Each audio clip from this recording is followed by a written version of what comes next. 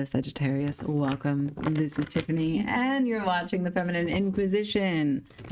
We are doing your reading for the full moon in Sagittarius on May 31st, which is the blue moon, the second full moon in the month of May 2026.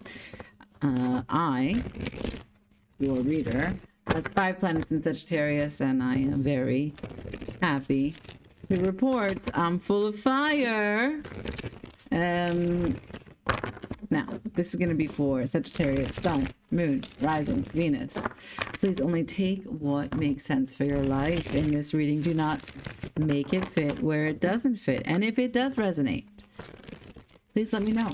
I want to hear from you. I want to know who you are, what you're living through. If you like anything here, give me a thumbs up. Help the channel. Anyway, let's get into it. We're just going to use this deck and some others. This is the Art Nouveau. And we'll see what it is. Now, this full moon is gratuitous in the sense that it can help you as a portal manifest what it is that you've been working towards. Obviously closes out what was the new seeds that you planted in the new moon in Sagittarius, and that was the first week of December 2025.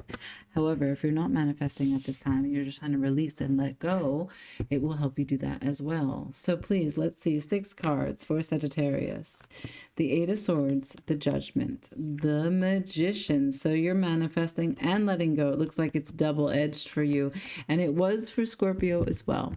Now, I'm not saying that the reading is at all similar. I'm just simply saying some signs have shown me release energy, some signs have shown me manifestation energy, but you are showing me both, as Scorpio did. Now, there was a thing that you couldn't see. There was an idea that you couldn't say.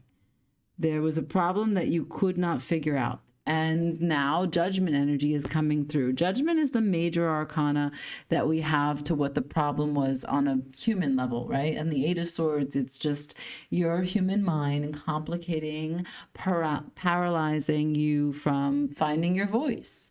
And perhaps because the 8 of Swords is the sun in Gemini, what we really need to consider is that it's holding many ideas at one time, but not being able to really sift through the wisdom from that contradiction. And Gemini is really the only sign that can do that really well.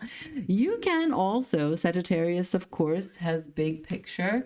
And Jupiter helps you expand in all directions to be super diplomatic. You're Gemini's sister's sign in that way. You can hold the big ideas, but no one quite does it the way that Gemini does. And so it can trip the rest of the zodiac up. And that's what we're looking at when we see the 8 of Swords. It's how you're thinking about it has got you in a bind. And that means that before you can follow one thought to the end, a new thought trips up your path and you change directions, and you haven't even seen, before it's too late anyway, that you've gone off course and now you couldn't follow the track of one thought. And so there's too many thoughts, and overwhelm on top of confusion leaves you like that. Judgment is the energy not to come from you, but to come through you, at you, full force. And it's about what you deem important, what you deem relevant, how you see yourself identifying as a person who can create their world, create their reality, the magic in you. Are you a person who can take the lead? Are you a person who can say what they mean what they say? Do you have a handle on all the elements? Do you have a skill? Do you have a craft? Can you draw a crowd? Can you be charismatic, right? There is something that you need to walk away from as it relates to either a partnership, your ideas about how you show up in partnerships, your ideas about what manifestation or communication looks like in partnership, what reciprocal exchange looks like in partnership, what kind of old ideas about exchanging in partnership keep you stuck, censoring yourself, not fully manifesting and representing your true feelings, and then walking away, never really placing any bets, right? Like they always, one of the expressions is don't leave anything No, leave everything on the table. And that means that you want to really invest rather than hold your hands in your pockets, because the regret of not doing the thing, saying the thing, fighting for what you believe in will be far worse than any disappointment or losses from being rejected. Okay? So that is this story that you're healing. And that's why you're here at work. So in between what it means to walk away from something which is not satisfying and work really hard at giving it your all is the Lovers' Union. It's the card of Gemini. So you could be dealing with the Gemini, or something in Gemini season will be really complete for you. We know that the moon is in Sagittarius. You know that that's the nature of this reading, and you know that it is Gemini season because it's the opposite, right? So this is going to be a very full on moon for you, full moon for you, because it brings very huge measures as it relates to reclaiming all the parts of you, and also how you recognize the other. And that's no easy feat. Now, I don't know if you've got a war that you're fighting internally, a battle that goes on, perhaps with what you didn't do, what you did do, what you wished you could have done, who you thought you could have been.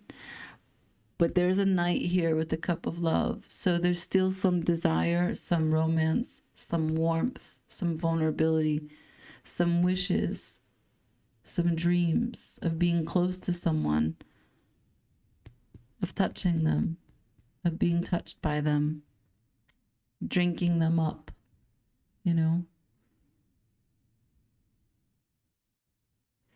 So, I can feel that so intensely. The Knight of Cups to the Knight of Pentacles to the World. Wow. The Ace of Swords to the Four of Wands to the Tower. There is so many majors here. Okay. The truth about this relationship falling apart and the world here is ending what delays have been present for either you being able to express your cup of love or receive the cup of love. There's so much waiting, and I'm not sure what that's about. You would know better than I, but maybe there's been some false starts in your relationship history. Maybe you've been holding back because you want to wait for the one, and therefore you haven't really given a lot of chances to other people that haven't presented themselves as perfect on the outset. I don't know if we're talking about perfectionism. Could be. I got the Eight of Pentacles here and the Eight of Cups with the Lovers in between, walking away what isn't working. But with the above Eight of Swords, it means that not everything was left on the table. Yeah, I'm getting the sense of unfinished, something unfinished. The fact that there are 3 eighths on the table suggests that there's a lot of potential for power here. With the Judgment, it's also about reclaiming your power, which maybe you never had. Maybe you have in every area of your life other than relationships. Maybe you gave it away to one relationship. That's going to be different for each and every one of you. I want to know about the relationship. Can I see this? Lovers, Page of Cups, Seven of Cups, Seven of Swords, 2 sevens, 10 of Wands, 3 of Wands, 8 of Wands. That's the 4th 8 to arrive. 6 of Swords at the bottom of the deck. So there was a departure, there was a bye-bye, and it had to do with some growing pain. Growth hurts. And it's confusing.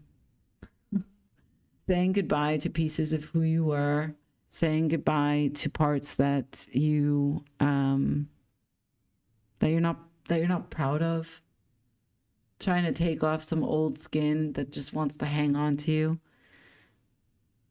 there are so many ways that we make our life harder by being tricky. Not consciously, of course, but because we get tricked by our emotional connections, attachments, associations, by thinking that we can keep our emotions at bay, that we can think our feelings, that if we turn our back to something, that it's not going to be there anymore. And I don't know who did what, because I asked a blanket question about the relationship for the lovers, and I'm looking at a Page of Cups.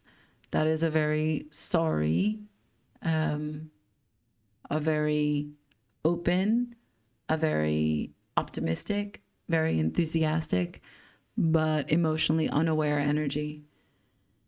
And it's full of potential. It holds the Ace of Cups, but it has no idea what to do with it. It's bigger than it, which means that, you know, anything having to do with it is going to throw it off balance and get it emotionally dysregulated. Then thereafter, from that emotional dysregulation, we see the Seven of Cups, which is a man who is unable to discern what is what. He is clouded in fantasy, smoke and mirrors that he created by his damn self. Yeah, he doesn't know what pulls at him, what repels him, what he must do. So Seven of Swords, that's like, I can't deal with it. It's too confusing. It's just too confusing. Okay. And then 10 of Wands, 3 of Wands, 8 of Wands. The burden is so heavy. Let's put it down. Let's call something else in. We'll wait. In this waiting, we're not so tired. In this waiting, we can focus on other things. In this waiting, we can manifest some other things. Magician. We can work on other areas of our life, right? And we can see what's available. What power through action is available, whether it's in this connection or not. I'm moving to a more comfortable place where my magician is capable, because in this connection, neither one of you were able to manifest. Now, I want to put this all back, and I want to show you how the main spread says that same exact thing. Judgment on the chaos and the confusion of the Seven of Cups, but need to find one's power. As above, so below. I will make this life what I need it to be. I will walk away from the things that are burdensome and are at an impasse, and I will work at the things to manifest and call into existence that which I can work with. I don't know what that looks like, but I'm open. Okay. So it was a confusing relationship that maybe brought both of you to a brand new emotional place that was overwhelming. A love that neither one of you had experienced previous to that moment. Where is this going? What's the full moon? Because what's this Eight of Pentacles? If you're working on something, what does it look like? Where are we going? Knight of Swords, Five of Cups, King of Cups, Five of Swords, Knight of Pentacles again, the Hierophant. Okay, there's the level of commitment. Now, I don't know if that commitment is in a way saying, no, I cannot do it. It won't work. Or if it's a recommitment with faith about the vows that are standing between you two. I don't know. Here's the burden, the 10 of Wands. Whatever it is, it's exhausting. It's exhausting, but I don't see an exchange of energy. I see an internal process and desire to really want to say something. But this something doesn't have the whole picture. And because we know that it doesn't have the whole picture, because it's followed by the Five of Cups. So it doesn't hold the love. It only holds the loss. and the sadness, and thereafter the anger that these 3 cups have spilled. Call it confusion, but if someone doesn't get what they want, they don't automatically say, I'm confused. They're bothered that they didn't get what they wanted. The confusion is just, a second or a third degree. So because there is emotional intelligence here, neither one of you are deploying this Knight of Swords. But then both of you end up hurting your own selves with this 5 of Cups. So you sit with it and you don't get rocked. You own your relationships to your emotions. But something about the 5 of Swords suggests that there is a prospect that you both have your eye on a commitment, on a value, on a seed, on a coin, on a wish, on a desire, on something in the material world. And this is a Taurus card, and this is a Taurus card. And so this is a process that you both are really ruminating over right now. What has happened? Is it too late? The 5 of Swords, when it shows up, it could be a warning that you're about to see something or do something or say something that doesn't have the whole picture in mind. And or it could be too late, and now you recognize that you made a bigger mess than you needed to, because you didn't see what it was that you thought you saw completely. But what's strange to me is that even though the 10 of Wands is here, even though the 5 of Cups is here, the Hierophant is still standing after the Knight of Pentacles. So there is something that both of you are still holding on to and walking towards. I want to know what that is.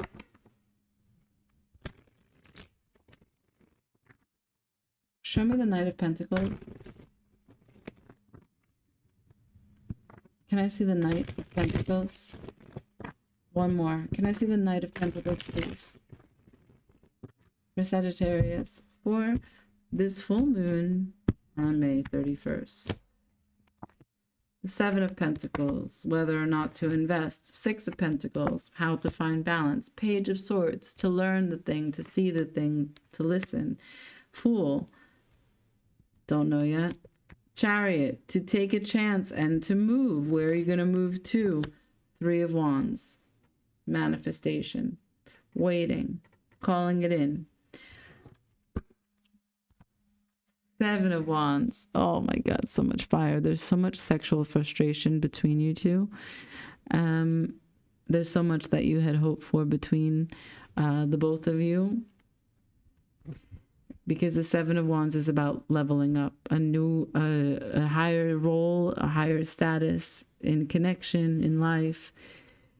But because the 7s are development stories in tarot, it's a story about how we learn how to manage this next level of energy rushing through us.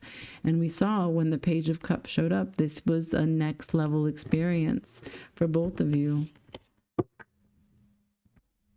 So, Fool to the Chariot. I like this. I'm going to keep that on the table. We're going to change decks and get a different perspective. So, I don't know what that really means, because the 3 of Wands could just be calling in another experience. With the 7 of Wands here, it goes, cut my losses. I'm still ready to level up. I'll take what I learned from that and I'll try again. Let me call something else, manifest something else, which you showed me over here. But with the Fool to the Chariot, you could want to take a chance again, a reset, and move towards renewing. So let's learn. Can you show me, please? Fool, Chariot, 3 of Wands. 2 more shuffles. Fool, Chariot, 3 of Wands, please. Thank you.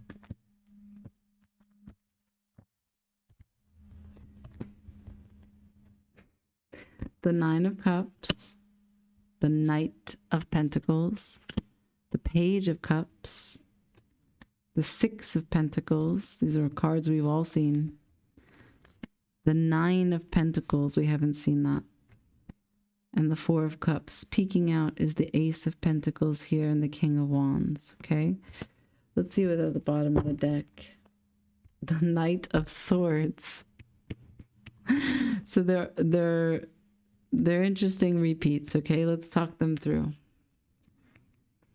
So what about this chance that you take, this movement to manifest? That looks like a very lazy person, right? Who's living there very leisurely. I'm not really rushed, not really fussed to do anything. And that is the Knight of Pentacles, which is a turtle, and this says to slow down. Then the Page of Cups, that same immature, little to know what to do energy. Six of Pentacles, the balance. Nine of Pentacles, the balance into a more confidence, into a mature approach. Four of Cups, to maybe revisit and understand, this card is called introspection, your respective role, their respective role in this. If Nine of Cups is wish fulfillment, where were there four cups that kept someone isolated, alienated, and in their own world, not sharing? And then 4 and 5, where was their sadness that only focused on the loss and not the sharing or the love between? Right. After the Knight of Swords is the Four of Wands.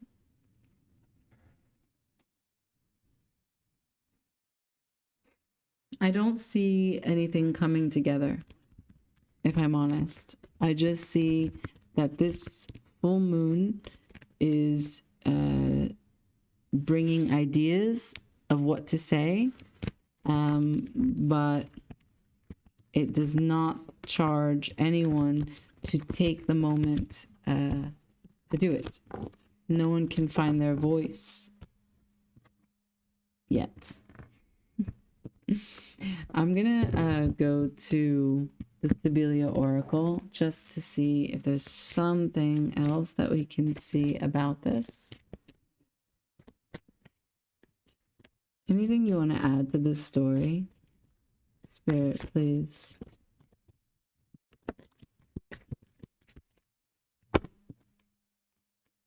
Loss of money.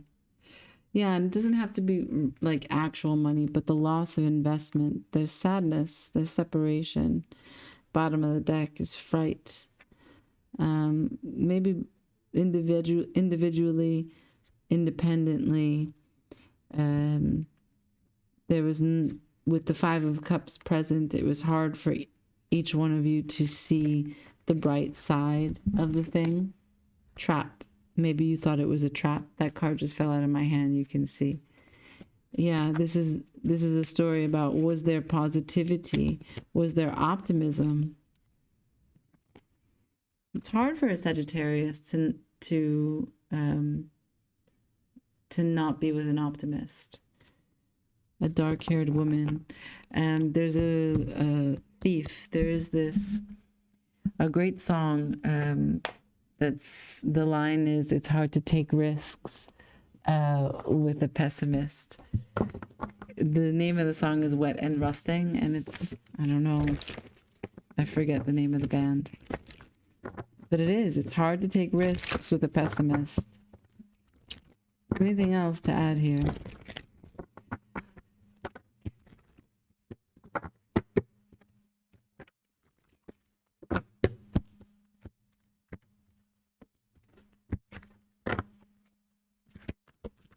Okay.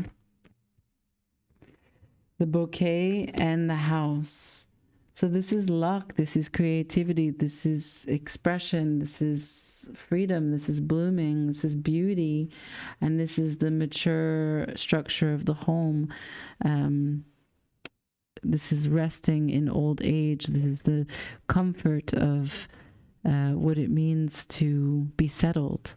Let's see if there's a combination between the two of them. I'm sure there is. Probably something to the effect of old age, retirement, or something like that. So bouquet and house. No, not there. Let's see house. House and bouquet. It's happy family.